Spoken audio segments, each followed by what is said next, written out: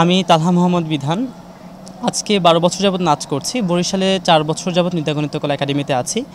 একজন নৃত্যশিল্পী হিসেবে আমাদের মুখাভিনয়ের যে সেগমেন্টটা, আমাদের যে কর্মশালাটা ছিল, অবশ্যই আমার জন্য অনেক গুরুত্বপূর্ণ একটি ভূমিকা রাখবে।